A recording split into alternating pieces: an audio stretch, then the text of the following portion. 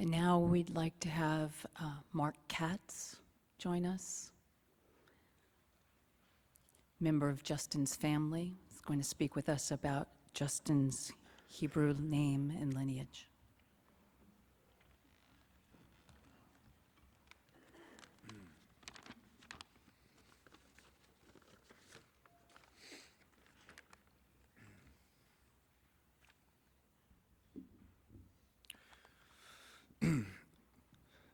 My cousin Melanie was 6 months pregnant with Justin when our grandfather and Justin's great-grandfather, Sonny Katz, the patriarch of our family, passed away. In the Jewish religion, we have a Hebrew naming after a birth, and Justin was named after our grandfather. Justin was given the Hebrew name Leib Nasanel, which in Yiddish translates to God sent a lion, or God gifted a lion. And how appropriate of a name. Justin was strong, both on the inside and outside, and he was a leader in all of his pursuits, admired and respected. He was admired and loved by so many. My children adored Justin. He was the oldest cousin by several years, and he relished it. His calm demeanor and patience with his little cousins and positive energy made for some of the best, most wholesome times. My kids looked up to him and loved him. We all looked up to him and loved him. Justin's great-grandfather was a Kohen, which in Judaism means priest. It is a part of a patriarchal lineage that extends all the way back to Moses' brother, Aaron. As a Kohen, I would like to offer a prayer that is recited after the passing of a loved one called Mourner's Kaddish. It is a great merit for the soul as the soul ascends after passing.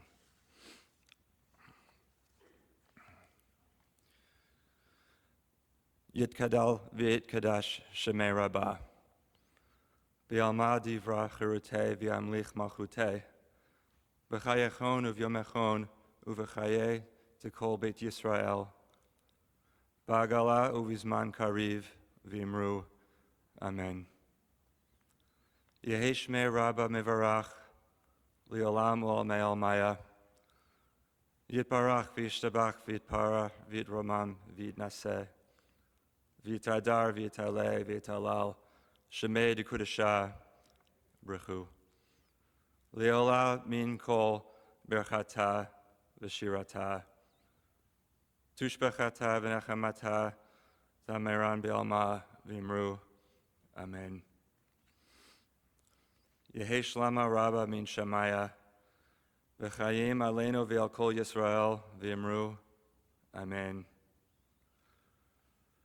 Oseh shalom b'mromav, uyaseh shalom, aleinu v'al kol Yisrael, v'imru, Amen.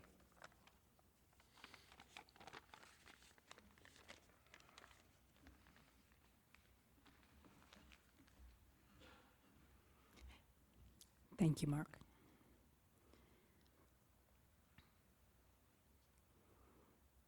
And now if Demetra could join us.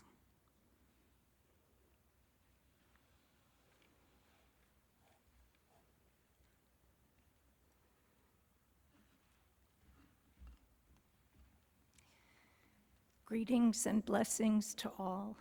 My name is Demetra Vasiliadis. I'm an astrologer, and before I begin, I'm just asking higher love to speak through me today. Melanie asked me to come and speak about Justin and about his beautiful birth chart. and the way that he fulfilled his celestial mission here on earth. So I thought I would take a few minutes to do that. Before I do, I just ask this higher love. The moon is in Pisces today, the same sign it was in when Justin passed. This is the sign of highest love. This is the sign where the world, the veil between the world is absolutely thinnest, and we can reach out and connect with our angels and our ancestors.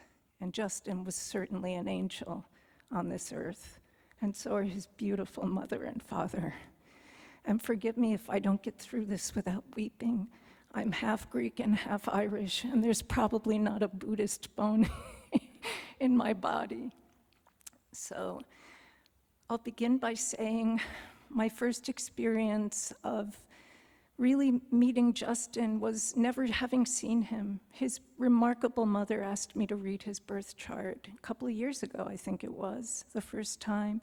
And he was just a little wombat at the time, you know, a tween.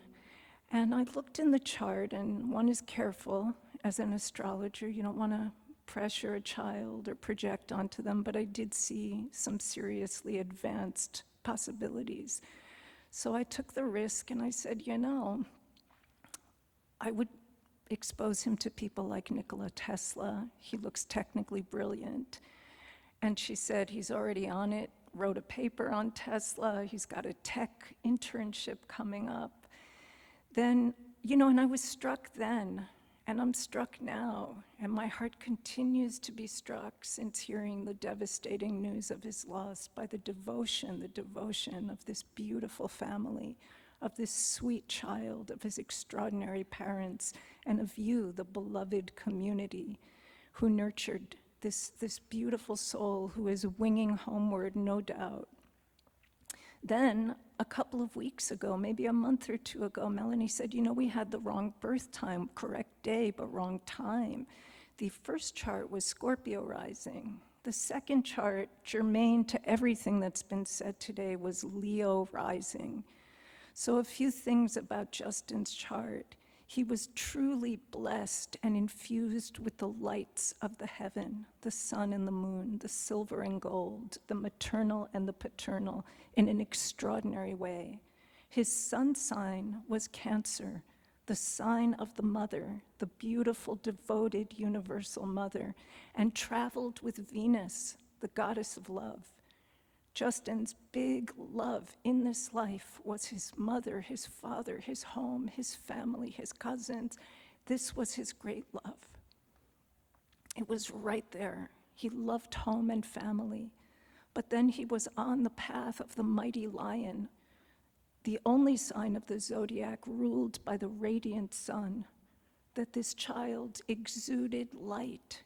And Cancer is a tender sign, you know, it wants to sometimes scuttle into protection, you know, regroup. But that Leo rising gave him the strength of a mighty lion. And he had Mars, the martial god, right in the first sector of his chart, meaning that anything in your sector of self is a planet that you're asked to be the living embodiment of. And beautiful Justin came here to be Mars, the god of war, martial, and yet traveling with his Mars in Leo, which could have led to arrogance and grandstanding, was Saturn the father in the most humble sign of the zodiac. And this boy had his Saturn in Virgo, refining him as this devoted instrument of the martial arts, of the actual arts. Then there were two aspects called Thor's hammer in his chart, not an easy aspect, an aspect of tremendous pressure that forges one into an instrument that can overcome, that can be beautiful and refined. And here's this 15-year-old who is achieving gold and silver, if I'm not mistaken, in the martial arts. And, you know, the night before his reading, I'm seeing these two Thor's hammers, you know, very challenging. And I'm reading Norse mythology, which I then find is his favorite mythology. And when we think of Norse mythology, Thor pretty much comes to mind very quickly. Freya's nice and all, and Woden, but you think of Thor. And here's what I learned. Thor is Norse Jupiter, the most protective of the planets. In astrology, we have 7 chakras, each with a planet. We embody them all, some of us to greater or lesser degrees. And here's this beautiful boy who comes here with Thor's hammer. In mythology, this was the strongest weapon that the Norse pantheon had against evil, darkness, wickedness, the frost giants. And it wasn't just a weapon. It was a tool of consecration. Weddings were consecrated. The earth was consecrated. And I was thinking, you know, in astrology, it's one God, and mythology, many faces. There's a way in which each of these deities just describes an aspect we come here to develop. But one of the hammer's greatest attributes is Thor would fling it and it would return to his hand. And when I heard of this boy's passing, I thought, wow, he was flown here to earth, and in a mere 15 years developed into this beautiful, refined instrument of martial arts, of soulful grace, of kindness, of sweetness. The overwhelming quality of this boy and his mother, sweetness, sweetness, that you could taste like honey on your tongue. The honey, the milk and honey of the Jewish community. And all I could think when I heard is that he's like the hammer. He was sent here, he was forged here, put into the hands, entrusted by heaven to these 2 remarkable people that I barely know, but I think of every single day, every day. What a calling it is. What a responsibility, what an honor. And I was honored to witness the love and devotion of Melanie for her son. I will take it with me to my own grave. I will take it with me. And I kept thinking, well, this beautiful instrument has been summoned home. He's flying to the hand of the Almighty. Sometimes I see him like a falcon flying home. There was something, his father and he even look like falcons, beautiful, flying home to heaven, to the right side of the absolute, the divine, the God. And you know, there's more I could say. One thing I'll say is in the second reading, like I just feel that his life had completed. Because I said to him, you know, Justin, you have Gemini moon, you're the born teacher, you could be teaching. And Melanie said he's already doing it. There were so many things like that where I would say, you could do this. One thing he rebuked me because I said, with Leo rising, you're so charismatic, you could combine the martial arts with entertainment, like Bruce Lee, you know, who's playing the nunchucks with the ping pong. And he said, no, I really love teaching kids martial arts. Like, here's this beautiful fellow martial artist. God bless you all. God bless you all too, the scouts. But what I got from him was like, no, I'm good. I'm doing what I was sent here to do. I have fulfilled my holy mission. So I stepped back and I was like, groovy, you know, and there are other things that I'll probably sit down and say, oh, why didn't I say this? Why didn't I say that? But really what echoes and echoes through my mind in the wake of his passing is the word and the sense, devotion. Devotion, devotion, devotion, devotion, devotion. It's like a mantra. Not only were Melanie and Andy the most devoted parents, just incredibly devoted to the refinement of this boy's soul, of his skill set, his ability to function in the world. And even, I keep thinking, God, what a little champion you were, Justin, getting the gold when your own heart was under a stealth attack. Remarkable, remarkable little heart, lion heart of a champion. And it's Martin Luther King Day, but I just keep thinking of Lincoln, and from these hallowed dead, let us take increased devotion. Let us take increased devotion. Because what is life without devotion? Justin became my teacher when he passed, and Melanie and Andy too. I've been feeling like a bit of a schlemiel in comparison. Looking at just the level of refinement, devotion, and I ask myself, how can I take increased devotion and devote myself? Near or far, we are all going to pass, but what can I devote myself in my time here? Like this boy, this champion, like these extraordinary parents and grandparents and cousins, I'm sure, and his fellow scouts and martial artists. So that will be my focus, increased devotion. And I just pray that each of us find that sacred purpose like this boy found in the short time he had here. The last thing I'll say is he had one planet in his birth chart in the sector of death, the planet in Greek called Uranos. It is the planet of the highest possible consciousness, while the moon was traveling through Pisces, a realm called the realm of crystalline stars. And I pray this beautiful boy is in that gorgeous realm. Because to me, what it looks like is that his death represented a real upgrade. He was sent here for a test. He passed that test. And he died in the lead up between the Jewish people practicing and celebrating the increase of light. He died in this period of light where the Jewish community lighting one candle after another till the light is increased. Then the solstice joined in and said the sun is going to bring us more light, the sun of light. Then the Christians celebrating the light of a child of redemption. Justin was a child of light, no doubt, with his beautiful Cancerian sun, his extraordinary luminous Leo rising. And I just pray that his light, his love, the last thing I'll say is you can tell the size of a ship by the wake it leaves. Look at this. I barely knew this boy, and I press my heart every day. I feel his love. It's like he opened a window into the heavens that pours into my heart every day, and each of you the same.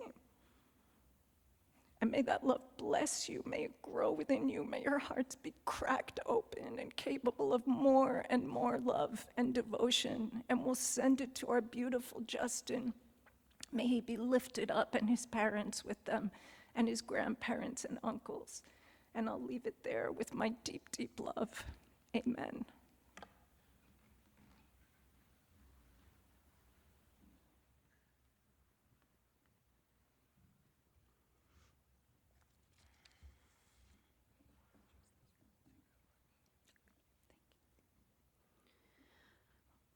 And now, if we could be joined by Sherry Barron, please, Justin's Montessori teacher.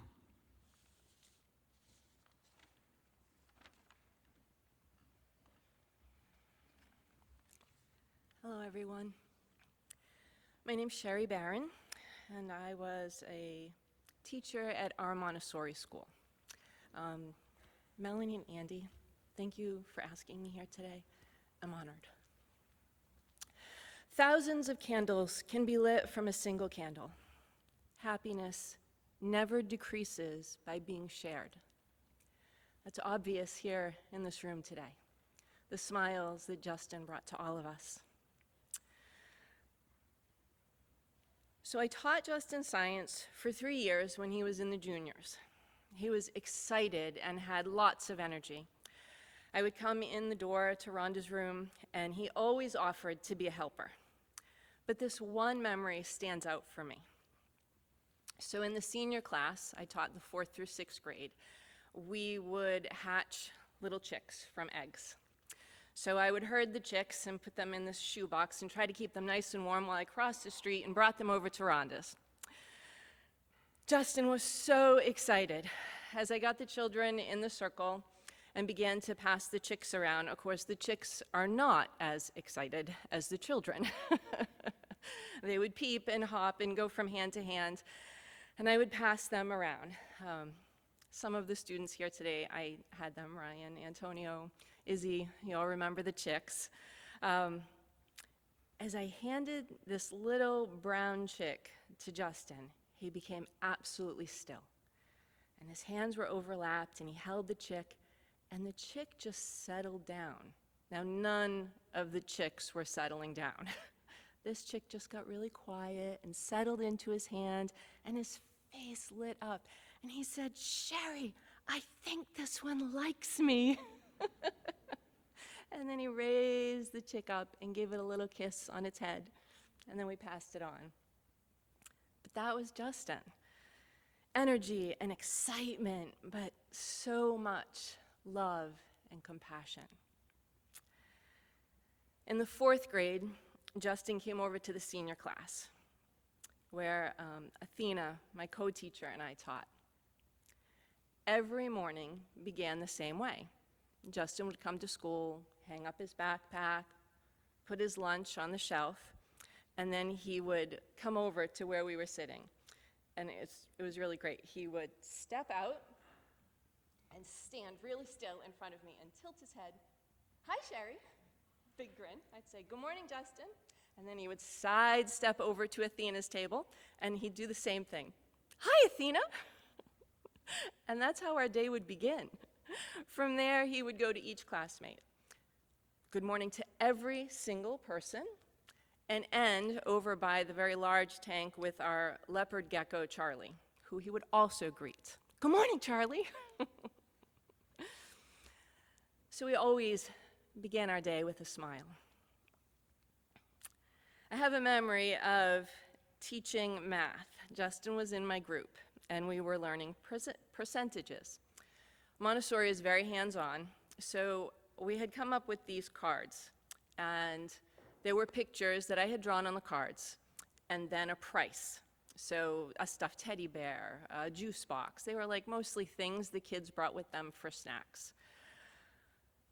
And then you would flip over a percentage card, and the kids would calculate, this is the percentage off, now what does this item cost now that it's on sale? So one day during math, Justin was kind of looking at me with dismay. I said, "Justin, what's the matter?" He said, "Sherry, I think your store is a little out of date." I said, "Okay." So that day at recess, it was raining. And when it rained, we couldn't go out to play. So the kids were inside. Justin asked for markers, asked for some note cards, and he revamped my entire store. So now my store included Legos, a bow and arrow, a hatchet, many useful items. I can say that I think Ryan was involved in that as well. Yeah, there was a lot more enthusiasm about percentages after that.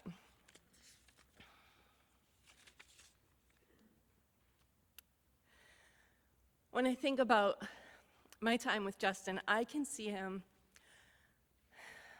on his belly, on the carpet with his clipboard, tapping his pencil, his knees bent and his feet windshield wipering back and forth as he did his weekly work. In Montessori, the kids can work at the tables, we have science trays, they can work virtually anywhere. But Justin always chose the carpet on his belly. He loved the science trays. He loved setting up the experiments, and he loved mentoring, which I can say is uncommon for a 4th grader. It's usually the 6th graders that mentor the 4th graders. But he loved sharing what he knew with the other students, and he was very good at it. Happy to help, happy to answer questions. Pretty much anything but write in his ELA. In the senior class, we had class meetings. So this is a time the students would sit in a big circle and work out problems. If they had a complaint of any kind, it went in the box. And then we would take out the box and we would work out problems. The ending to this was giving or getting a compliment. So if you were having a bad day, you could say, "I'd like to get a compliment." And all the hands would go up. It's one of my favorite things about teaching at our Montessori. And the kids could give or get. I just had a conversation with this, with Athena. I said, "Do you ever remember Justin asking for a compliment?" And she said, "He absolutely did not." And we agreed that he always gave the most thoughtful compliments. He would pick the person in the class that was having the bad day, the person that got out in gym and was still sad about it. He would say, "That was a great kick, good job, you really tried hard, good job working on that." Always looking to boost someone's day, make it a little brighter. At recess, you could find Justin playing Foursquare, tag, any number of events. But the one that stands out in my mind is the Nature Museum. Some of the kids that are here probably remember that. Izzy, I think you were in on that one. So the kids went out to recess, and this is what I love about children. They just see the world differently. They don't take things for granted. So the Nature Museum became pine cones and pine boughs, bark, rocks, daffodils, clovers, the occasional woolly bear, whatever they found on the playground, and they lined it up on the balance beams. And then they would examine them. They would just look at it. Sometimes they brought clipboards out with paper to draw them, the details. They'd run over, "Sherry, look what we found. Look at this." Just this pure joy. And as adults, we walk by and go, "Yeah, it's a rock." No, look, it has mica. He loved the outdoors. And he brought that beauty with him everywhere. The Justin I knew was kind and smart, funny and friendly, sincere and caring. And he will be missed. For Melanie and Andy, and for all who love Justin, may you be at peace. May your heart remain open. May you awaken to the light of your own true nature. May you be healed. And may you be a source of healing for all beings. Thank you.